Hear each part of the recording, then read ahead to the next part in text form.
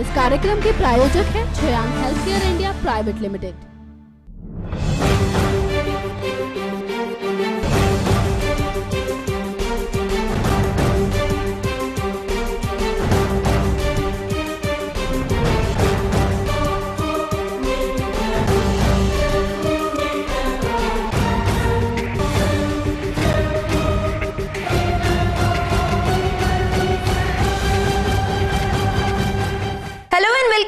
मैं हूं आपकी होस्ट और दोस्त आकृति। एक बार फिर से आप सभी का स्वागत है आपके फेवरेट शो शाइनिंग स्टार में।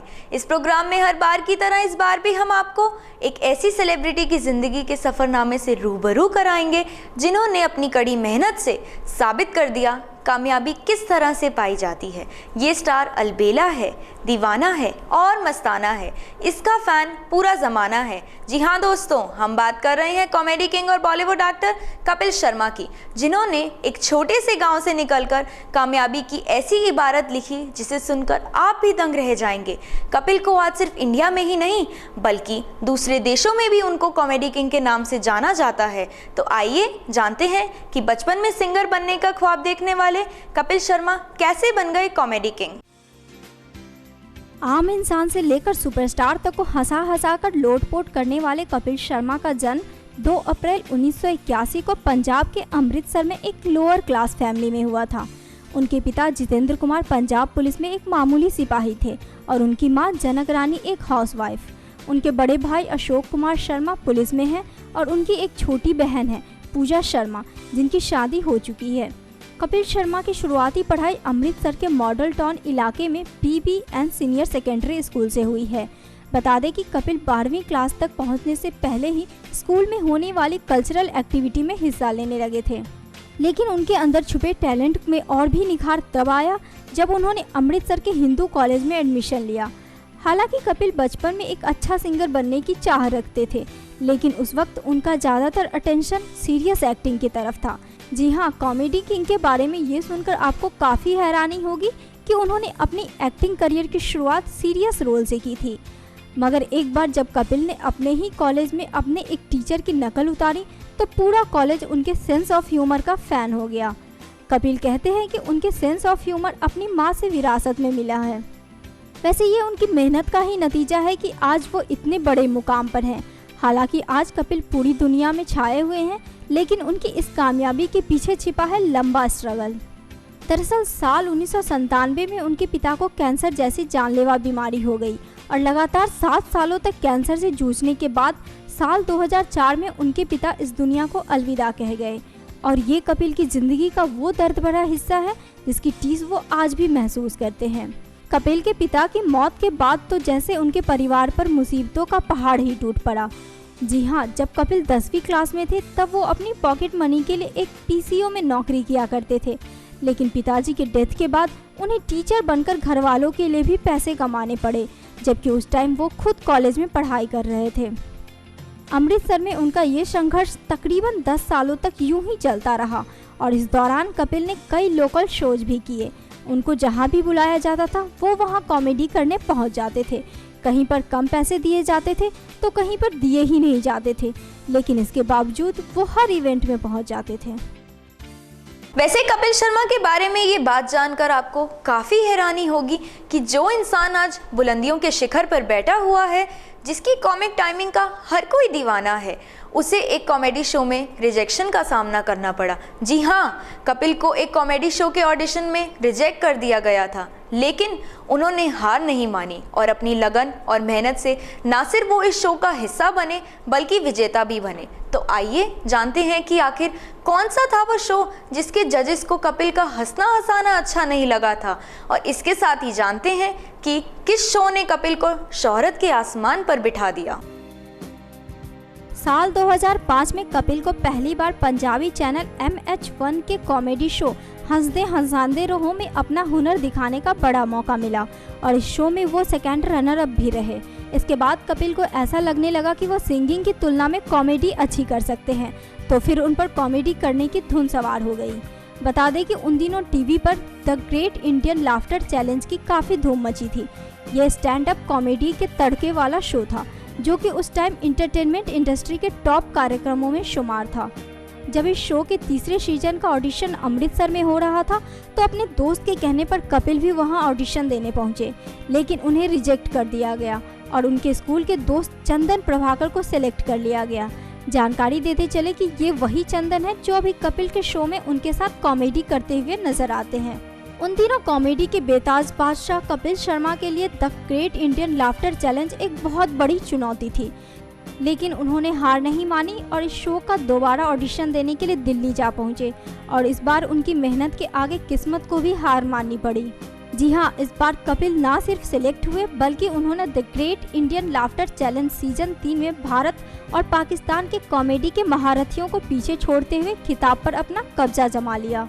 वैसे कपिल का विजेता बनना महज एक इत्तेफाक नहीं था, क्योंकि कपिल ने लाफ्टर चैलेंज में एंट्री के लिए अपने जुनून की सारी हदें पार कर दी थी। इस शो में जाने के लिए कपिल ने काफ़ी तैयारी की थी। शो की तैयारी के दौरान उनके पास हमेशा एक बैग होता था जिसमें कॉपी और पेन हुआ करता था। अमृतसर में पंजाब नाट्यशाला के बाहर बैठकर वो खुद ही सोचा करते थे और खुद ही उस कॉपी में लिखा करते थे। अपनी इसी क्रिएटिविटी की वजह से आज वो कॉमेडी के रियल किंग बन गए हैं।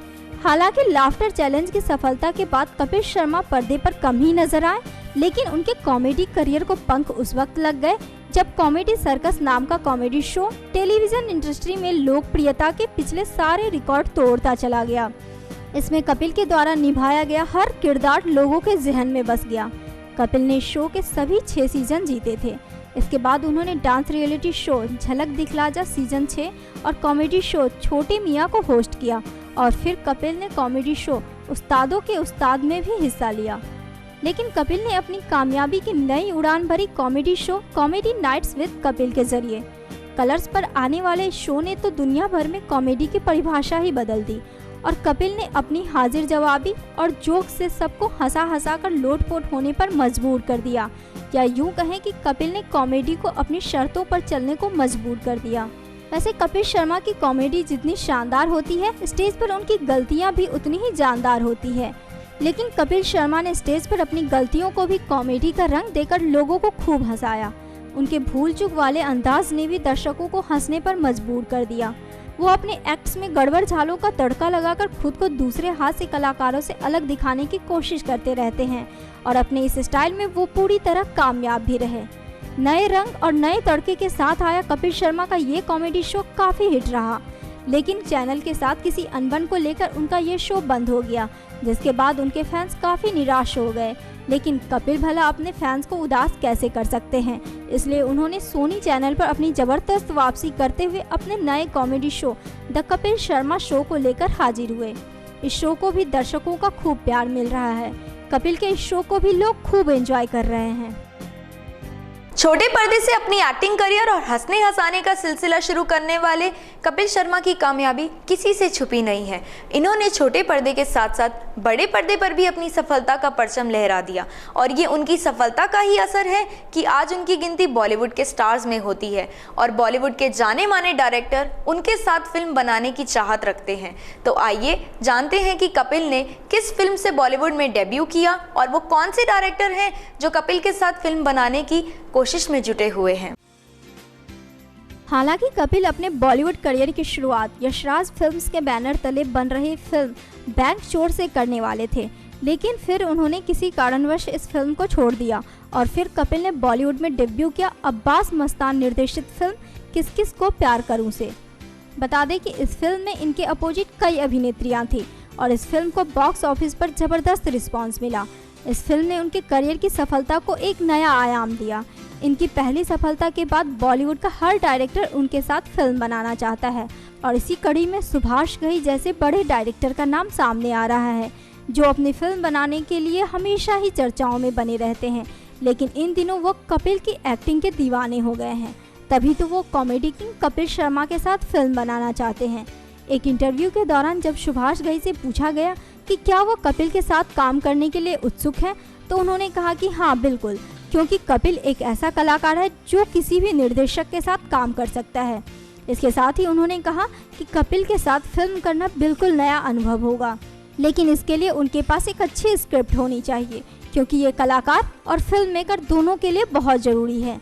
उनका कहना है कि अगर ऐसा हो गया तो फिर इस बारे में सोचा जा सकता है। जानकारी देते चले कि इसके साथ ही एक और डायरेक्टर हैं जो कपिल को लेकर फिल्म बनाने की सोच रहे हैं। जी हाँ, हम बात कर रहे हैं कपिल के पुराने show comedy nights with Kapil के निर्देशक रहे राजीव ढिंगड़ा की। राजीव ने कपिल शर्मा को लेकर एक फिल्म बनाने का ऐलान किया है। बता दें कि राजीव ने कॉमेडी नाइट्स विद कपिल के शुरुआती 30 एपिसोड्स का निर्देशन किया था। हालांकि ये शो तो ऑफ एयर हो चुका है, लेकिन कपिल के प्रति लोगों की दीवानगी अभी तक बनी हुई है। तभी तो कपिल शर्मा की शानदार सफलता के बाद अब राजीव ढिंगड़ा भी उनके साथ एक धमाकेदार फिल्म बनाने की सोच रहे हैं। बता दें कि राजीव निर्देशक होने के साथ साथ कपिल के दोस्त भी हैं। एक बातचीत के दौरान राजीव ने बताया कि एक हल्की फुल्की कॉमेडी फिल्म होगी और कपिल को भी ये फिल्म पसंद है, इसलिए फिल्म को लेकर बातचीत भी शुरू हो गई है। लेकिन कपिल इन दिनों अपने नए शो को लेकर काफ़ी बिजी हैं, इसलिए अब उन्हें इंतज़ार है तो बस इस पर काम शुरू होने का।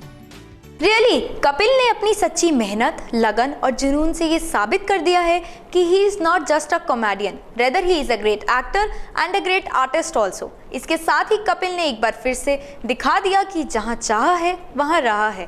खैर, ये तो हुआ हमारा आज का शाइनिंग स्टार, जिसमें हमने आपको दिखाया कॉमेडी के रियल हीरो कपिल शर्मा की ज़िंदगी की तमाम सुनी अनसुनी पहलू को। अगले हफ्ते फिर मुलाकात होगी किसी और शाइनिंग स्टार के साथ, लेकिन तब तक के लिए दीजिए हमें इजाजत। Good bye. इस कार्यक्रम के प्रायोजक हैं Shreyank health care India private limited.